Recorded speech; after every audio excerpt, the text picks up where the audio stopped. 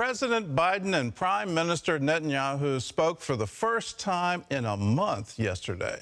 Their main dispute remains Israel's plan to attack the last terror stronghold in Gaza. Well, as a result of that call, a team of Israeli officials is coming to Washington to discuss alternatives to a military operation against Rafah. CBN's Chris Mitchell reports. Israel's prime minister says he had a long phone call with U.S. President Joe Biden about the Jewish nation's main goals in Gaza. The elimination of Hamas, the release of all our hostages, and the promise that Gaza will no longer pose a threat to Israel. He's agreed to send a team to Washington to discuss major disagreements, like the Biden administration's position that Israel shouldn't invade Rafah, Hamas's last major stronghold. Our position is that Hamas should not be allowed a safe haven in Rafah or anywhere else, but a major ground operation there would be a mistake. Netanyahu insists Hamas will continue to be a major threat if Israel is not allowed to attack the remaining terrorist elements in Rafah. Still, the Biden administration asserts it's on board with Israel's goals, even if it appears opposing an attack on Rafah undermines those goals. The president emphasized his bone-deep commitment to ensuring the long-term security of Israel. The United Nations World Food Program says if the fighting doesn't halt in Gaza, nearly half of its 2 million people could starve to death. There are about 1.1 million people in catastrophic level of hunger. The food agency asserts if it can't get 300 trucks of aid into Gaza every day, the famine could spread all across the Gaza Strip.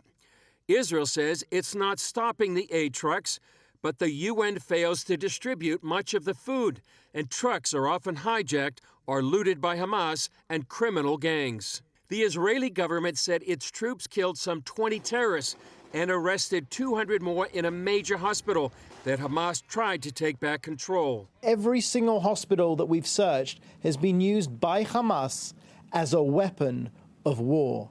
The army also killed a top Hamas commander who is armed and hiding in the Shifa hospital. This morning, the White House also announced Secretary of State Blinken will visit Saudi Arabia and Egypt in coming days in an effort to broker a hostage deal and cease fire. Chris Mitchell, CBN News, Jerusalem. Well, I hope our government continues to put the pressure on Hamas, not on Israel. What Hamas is doing is absolutely horrific, and it didn't stop on October 7th. To use a hospital as a base of operations for a military campaign under international law, that's a war crime. To use civilians, whether it's their homes or mosques or schools or synagogues or churches as some kind of shelter, again, that's a war crime. To take hostages and keep them, civilian hostages and keep them, that's a war crime. In all this discussion of war crimes, let us keep the attention on where it really belongs. Hamas is the one that started this. Until they surrender unconditionally, until they turn all the hostages over, lay down their arms, there will be no peace. Hamas has to cease. It can't go forward.